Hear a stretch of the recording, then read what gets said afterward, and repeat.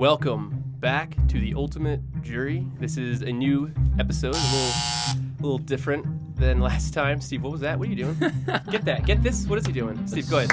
What is that? My buzzer. Are you taking apart Roger's wall? No, He's gonna kill us. It was already. Put that back where you found floor. it. Put that thing back where you found it, or so help me. It's on the floor where I found it. Or so help me. Or so help you what? Speaking of, Take back that. Okay. I will help you, but I just need to know what. put that thing back, or so help me. So help me.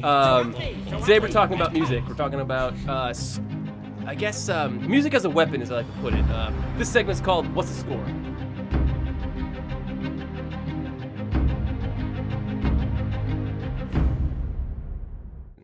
And I don't really have a specific question, but I do have examples, such things as like straight up Compton used music as a weapon in multiple ways, but I think in a really specific way it helped the plot out when one of the rappers chose to kind of say some nasty things in his rap about another rapper, and then the other rapper said something in his, and it's rap wars. Like obviously that's how rap works, music works, but in the plot in the movie, that was a huge integral scene. Like that, they played a song and showed reactions to the actors and to the characters for about, like a good 3 minutes.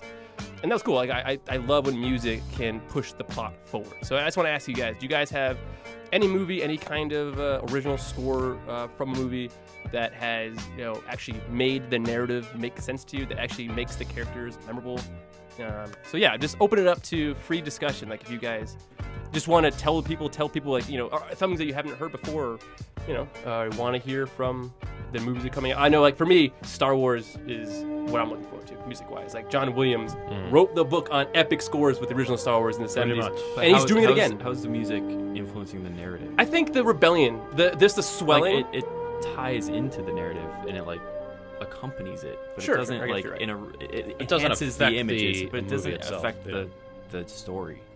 I don't know, I think it does. I think It affects your feelings and emotions you're getting from. Yeah, it doesn't affect what the characters. Sure, are yeah, doing. okay. You're not reading that in the script. So do you have an example of something that uses music as a weapon? Just go around the circle first. Okay, so Dave, let's start with the music man. This man over here knows music. He's got the moves, that groove, and he's going to tell us there's a what uses. There's a difference between soundtrack and score. Like Straight Outta Compton, that music was a soundtrack. It's because it's music that exists separate from the movie, whereas score is music that's written specifically for the movie. And when you've got a score, very rarely is it heard by the characters within the movie. Whereas the music from Straight Outta Compton, people are, they hear the music. It's part of the story. But score, that's kind of my favorite kind of thing, is music is always a character in every movie, even when the movie, some movies don't even have score, and even then that's a stylistic choice. But the most significant example I can think of off the top of my head is Castaway, where they don't play any score while he's on the island. They only play it once he first gets off. That's Alan Silvestri. He did Back to the Future and all of Zemeckis' films. Who's that? Wait, Alan who? Silvestri. Silvestri. Yeah. Okay. And He significant. did Romancing the Stone too. Did he? Yeah. Yeah. It's so good. Yeah, but the creative decision not to put anything and that's the majority of the movie, that he's on the island, to get the sense of being alone and isolated, and all you can hear is the waves crashing, to give a sense of what he was going through.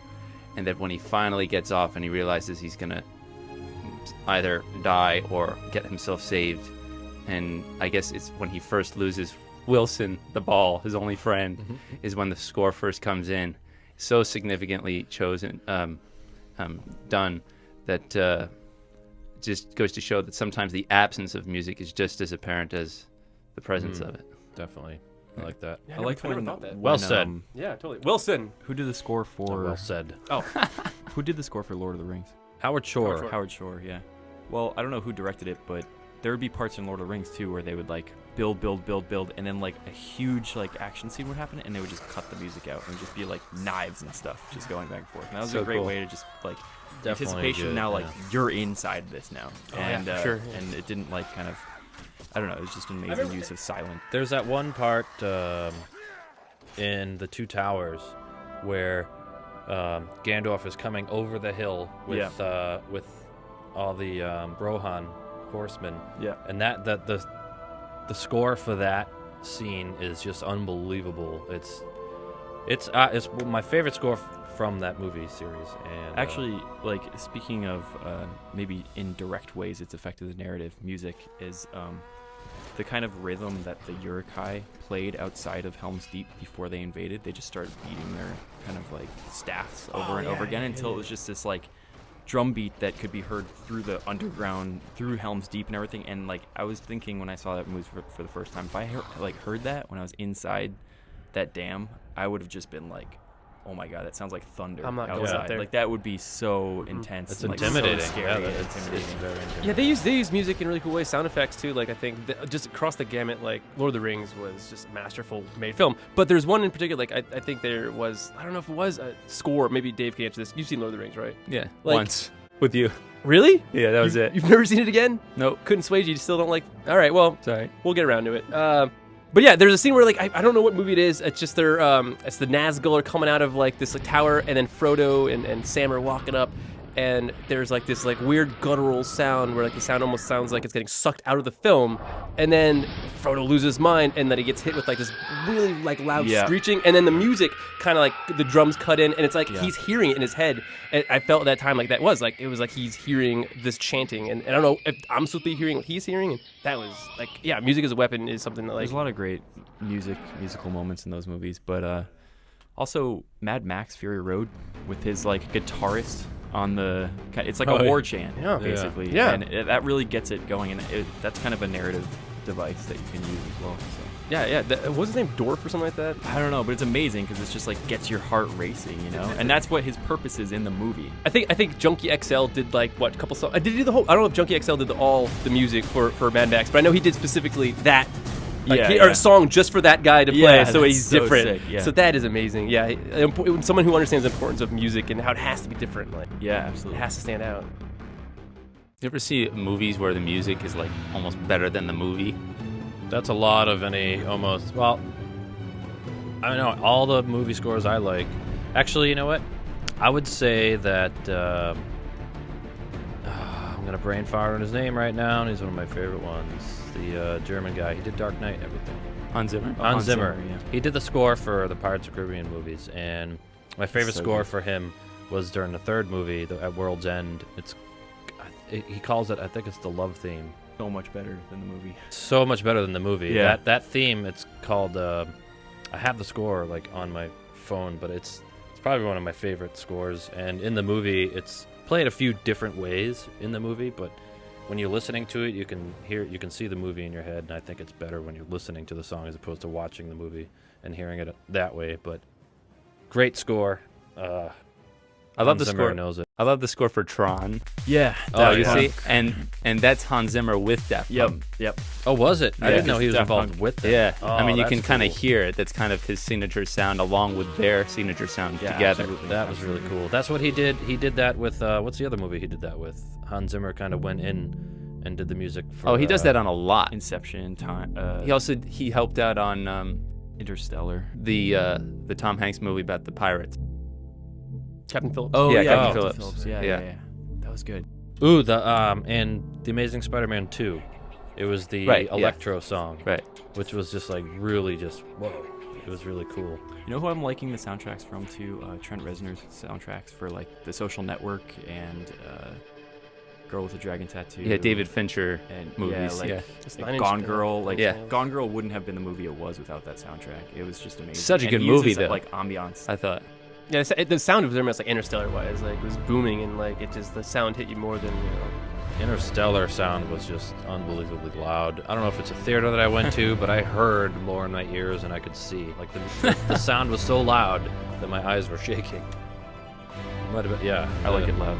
Track for that was good. All the music for Oblivion with Tom Cruise, that sci-fi movie, was also really good. That music was amazing, actually. That for me, that's another movie that was saved by the music alone. M83 did that. M83, Yep. yeah, they really just went They're above always and beyond for that. amazing. That was Well, it's just really one guy good. too. pretty much. Oh, is it really? It's a Trent Anthony, Reznor thing. Anthony Gonzalez, yeah. Anthony Gonzalez. M83, yeah. All right, so gotta wrap it up. So just across the board, like, what's your favorite composer? Do you have a go-to? If you had to leave someone just one name to go look up on YouTube after this video, like go look up this person. Who do you Right got? now, it's Hans Zimmer. Yeah, see, I'm torn too. I want to either go with John Williams or Hans Zimmer, but I'm going to go with Hans Zimmer. Say another one. No, because like just not competing. All right, just well, if he's going to do Hans Zimmer, I'll go with John Williams. Yeah. John Williams, I Hans would've Zimmer. said John Williams. You may not recognize his name, but you've definitely heard his music. Thomas Newman. Oh, Thomas Newman's great. Amazing Yeah. composer. Really So emotional, the stuff he writes. You just have to hear it. You start feeling something. You don't have to watch a movie. Did All he do right. 28 Days Later? No. He that did. was, He did American that was Beauty, James Shawshank Murphy. Redemption, Pay It Ooh. Forward, Green Mile, Who did? Oh yeah, the Green Mile. Yeah, that's. What was Meet Joe that Black. really crazy one with Tom Cruise and Halle Berry?